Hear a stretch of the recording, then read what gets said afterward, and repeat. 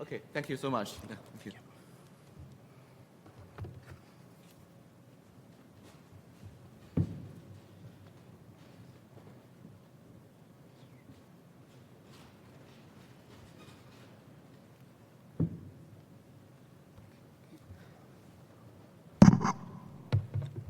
Okay, let's try this. Okay, so next, we will have adversarial prompt evaluation. Let's try.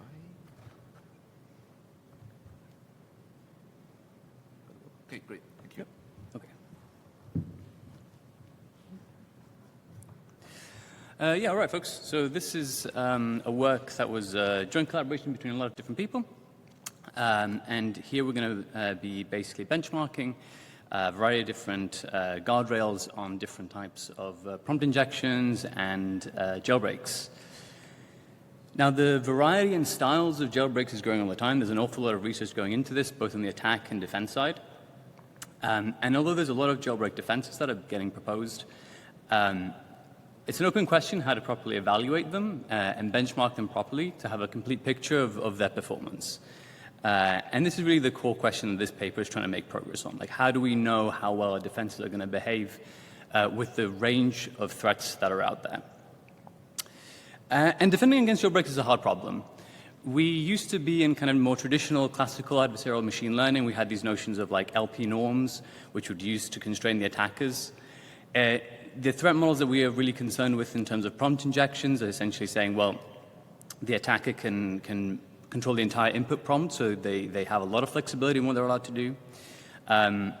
We're also inverted a little bit in the sense that the older image-based adversarial attacks manually were essentially impossible to find, but algorithmically, we had some very powerful tools that we could use to check large regions of input space very, very effectively. Now, on the other hand, we're in a situation where by hand, it's pretty easy to jailbreak even complicated models. And algorithmically, these jailbreaks are very difficult to find. Doing this optimization in discrete space is difficult, so we're using relatively weak optimizers based on things like evolutionary algorithms. And so we don't really have the tools at the moment to do this in a very systematic manner. So the best efforts at the moment we have are around benchmarking. So there's a lot of benchmarks that are growing. We can scale them with synthetic data. So we just had a talk around some of the efforts going into this with Guardrails. And the question is, well, when we do have these benchmarks, how much of the input space are we checking? Like, have we done enough to actually have good confidence that the numbers we have are a good representation of the guardrail performance? So what we did in this work is we gathered quite a wide range of different defenses, some of them based on simple detection classifiers and thresholding systems. Others are based on LLM defenses, and likewise a good cross-sections of different publicly available data sets, malicious using with harmful content, jailbreaks, and some benign data sets as well. So what do the results look like? So in this heat map is basically showing on the x-axis, it's cut a bit, but on the x-axis we have lots of different types of guardrails, and on the y-axis different jailbreak styles or different jailbreak data sets. Now the important thing to look at here is not necessarily like the raw numbers, but more how does the color vary as you move up and down this heat map along columns. If the color varies quite significantly, then this is basically showing that certain jailbreak protection mechanisms, some of these guardrails, are very strong against certain types of jailbreak styles, but then very weak against others. So for example, like Llama Guard was great at detecting like harmful behavior kind of jailbreaks, but very, very poor against ignore instruction style attacks, right? So in an ignore instruction style jailbreak, there'll be something in the input prompt that says, to ignore the overall system directive that these models have. And because this was so common across quite a big swathe of different guardrails, it's basically saying like we can't just take 3 or 4 different data sets that are publicly available and call it a day, because if you do that, you can have a bit of a false sense of security. Like odds are there are some jailbreak styles and jailbreak classes that you've not found in your benchmarking data, and you might be extremely weak against them because there's very few guardrails that have very consistent behaviors across all attack styles. The second set of interesting results we had were around taking a bit of a more macro view of the data. So actually, if I scroll down, here we go. Taking a more macro view at the picture, so rather than looking at the per data set performance, we say, well, how do our guardrails perform across all of the data sets combined? So here I've highlighted the first two, so like a BERT model or random forest. These are jailbreak detectors that we trained ourselves. And I'm highlighting them because basically in these ones we can be guaranteed for the train test and out of distribution splits. We don't control the training pipeline for all of the rest of them, right? They were trained, pre-trained or trained by other companies where we don't control the training pipeline. The thing to note here is even some of those smaller, more lightweight models can perform kind of competitively when you tuned appropriately. Right, like the BERT model that we had was as competitive as some of the large language models. This is on the test set, but when we looked at the OOD sets, so this is data that was not included at all in the training pipeline, we still had good OOD generalization capacity. And this is, again, it was echoed in the earlier talk by Guardformer in the sense that it is possible to have smaller models that are trained and fine-tuned well on appropriate data and actually have good performance at a fraction of the compute cost of some of these larger models, right? Like the BERT model here performs very well, as do some of the models proposed by like LangKit, for example. And I think there's two interpretations of these results. Like one of them either is we're saying, well, we have this set of data, we've gathered these 20-odd data sets, and it's a good representation of the problem. This is a good enough sample set and these results that we were getting means that we can rely on them to say, like, well, we can actually build these small detectors and at a fraction of the compute cost do very well. There's maybe a slightly more pessimistic interpretation of these results. That we're saying that, well, if we're hypothesizing that these LLM-based defenses can generalize better than smaller, more lightweight classifier-based counterparts, then really we lack a rich enough data source to consistently demonstrate this in the academic literature. Right? We took 20 data sets when we did our evaluation, which is a lot more than what's used in common papers. And even this is not quite enough to consistently show good generalization performance from the LLMs. And this is perhaps something that should be considered in future work, like when you guys are developing your own guardrails in your research is my LLM-based detector outperforming simple baselines that might have been fine-tuned on related data sets? If not, then I suppose one question is like, well, do you have a good enough data set to show and a data set with enough variety to show that the LLM-based defense is actually worthwhile using to justify its higher compute costs? So in conclusion, I think the core thing is to evaluate broadly. But don't evaluate broadly just blindly, just by collecting lots more samples, but actually make sure that the evaluation data sets you have cover the full spectrum of attacks that you might expect to see, rather than just sampling like one subset of attacks extensively. Like odds are that will leave you with blind spots. So we need variety, essentially, in addition to raw numbers. Since submitting this paper, we've done some carry-on work. So, for example, we've took the learnings that we did with this and related work and rolled it into a new detector, which was open sourced, released recently, called Granite Guardian. So this is open source on Hugging Face, so I'd encourage you guys to download it, use it in your research, see if there's any weaknesses with it, because we're constantly looking to improve it. But as we see, on the data that we had, at the very least, it performs very, very well. So hopefully you guys get good use out of it. And as a final small plug, we do have PhD positions open within our lab. So if you guys have students that would be interested in doing a PhD with us in LLM security and privacy research, reach out to us at the poster session. Thank you.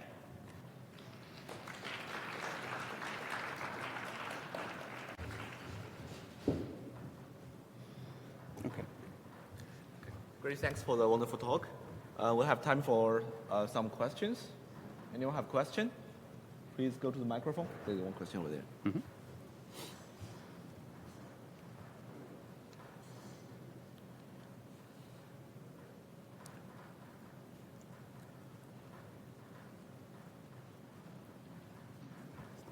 Do you separate out multi-turn prompts, and how do you evaluate those separately from single-turn prompts?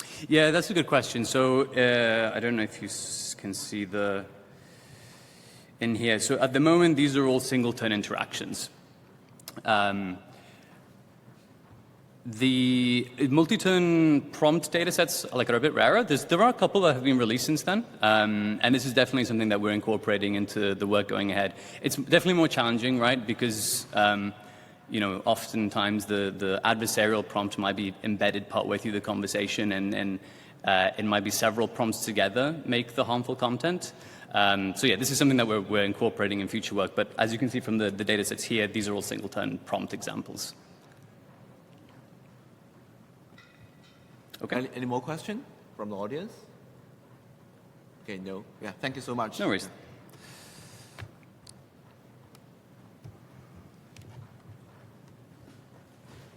So next, we will have a talk about does refusal training in large language model generalize with the past tense?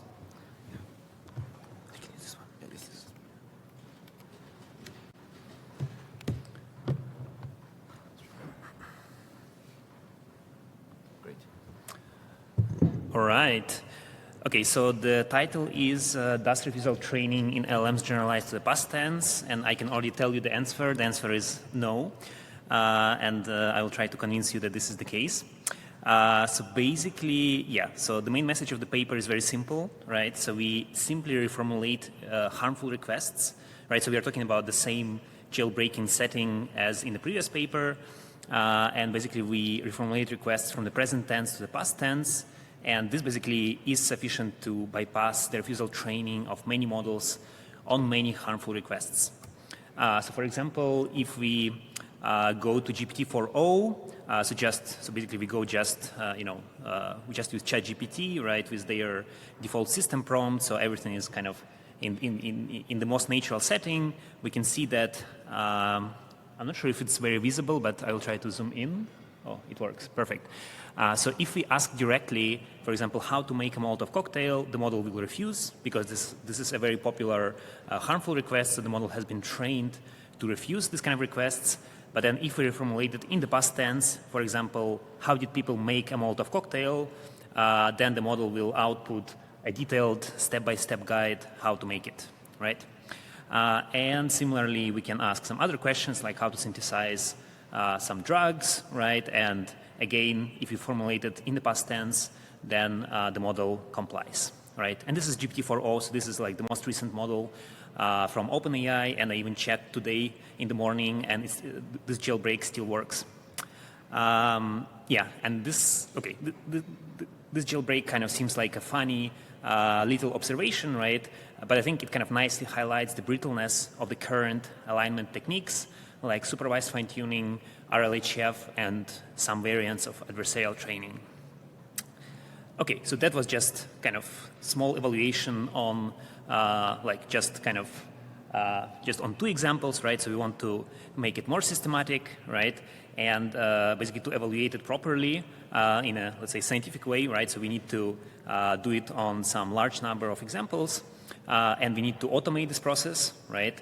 But it's very easy to do, right? So we can use, for example, some cheap LLM like GPT 3.5 Turbo to produce multiple reformulations per harmful request.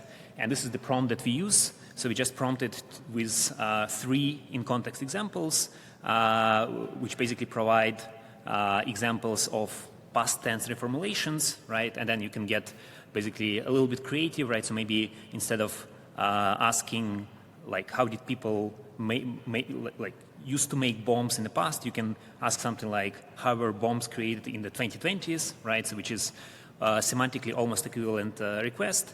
So we basically prompt the LLM, like this kind of attacker LLM with these 3 examples.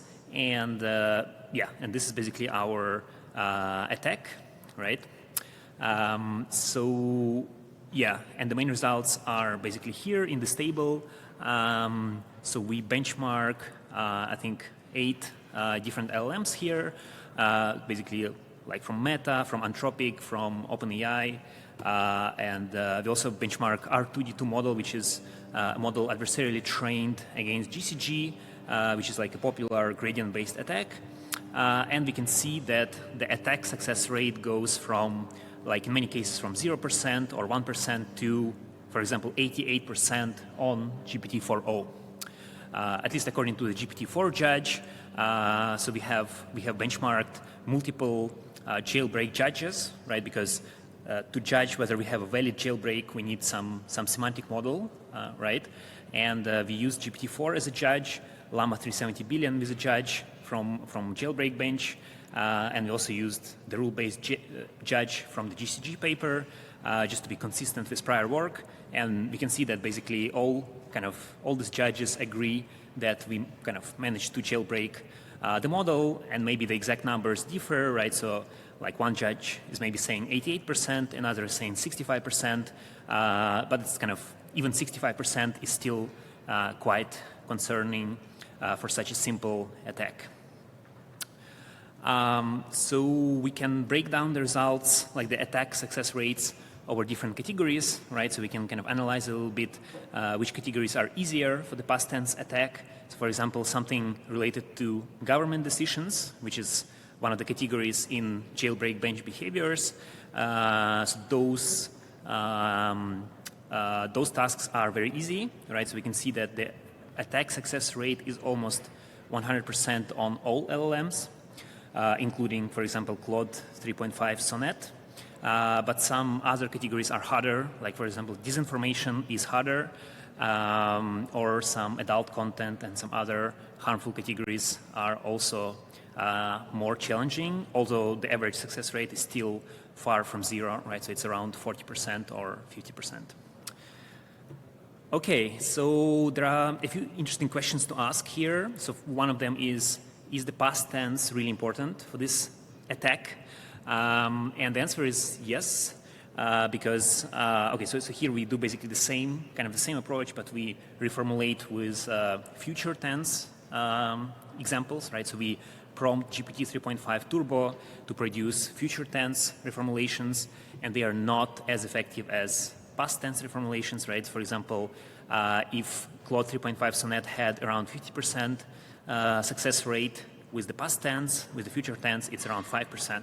So it's 10 times less effective, right?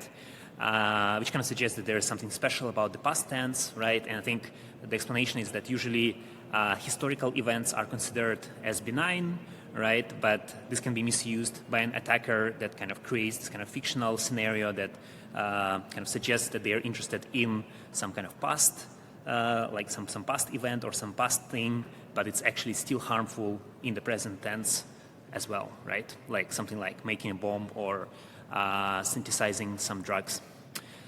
Okay, so we can actually patch this attack relatively easily, right? So here we try to basically fine-tune GPT 3.5 Turbo using the OpenAI fine-tuning service, and we did it basically with different proportions of refusal versus benign data, right? So for example, here, FT 10%, 90% denotes fine-tuning on 10% refusal examples, like in the past tense, and 90% normal conversations, right? So if we do this kind of data augmentation approach, essentially, right? So we can patch this attack, right? So we can, like, for example, if we use, for example, this 5% versus 95% ratio, right? We can basically drive the attack success rate to 0%, right?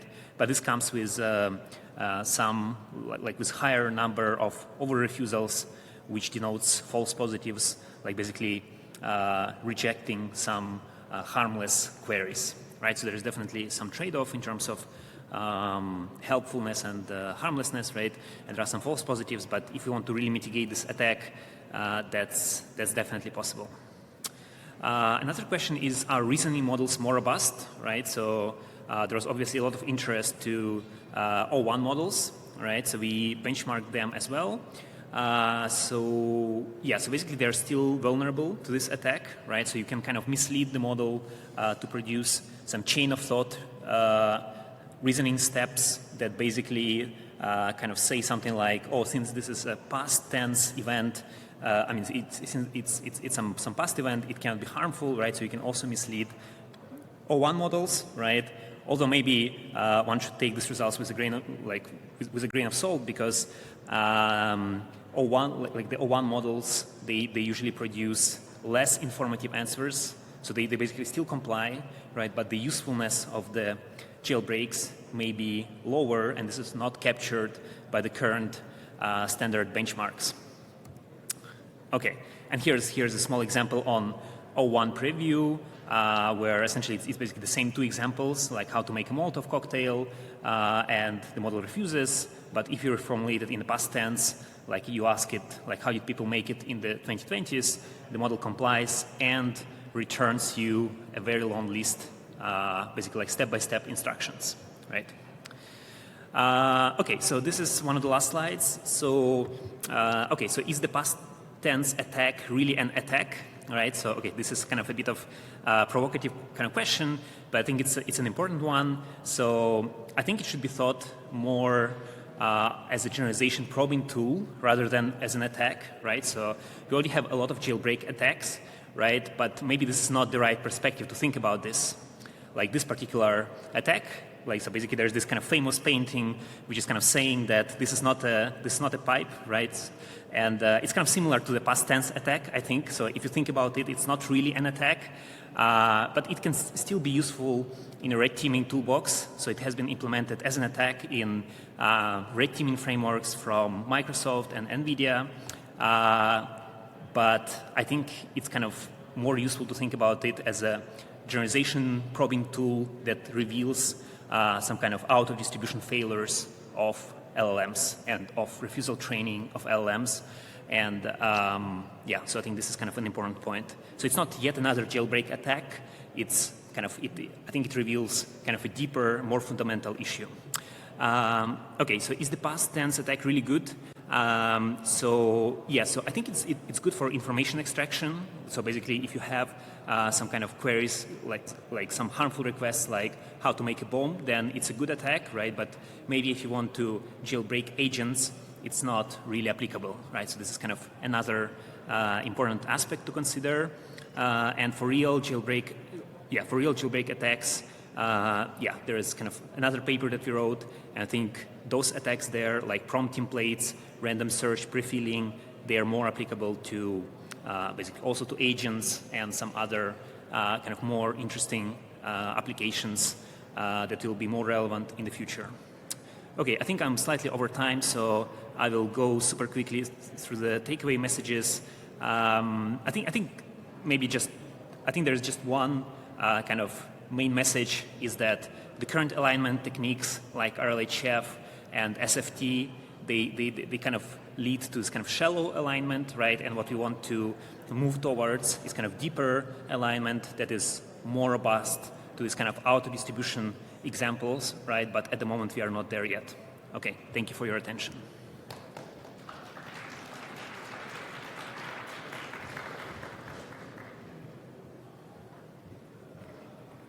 Okay, great, thanks for the last speaker. Anyone have a question? Okay, there's one question over there. Yeah, thanks for the talk. So I was wondering if you see the connection, like if you think there is a connection between this and more early types of attacks, which were like, yeah, tell me a story, or like my grandma used to tell me a story. It's very weird that those got fixed before the past tense attack, because it seems like the past tense attack is sort of like a special case.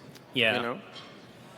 Yeah, I mean, so I think it kind of suggests that kind of the attack surface is very large, and there are a lot of attacks based on these kind of fictional scenarios, like either you pretend to be a grandma or you pretend to inquire about the past tense, right?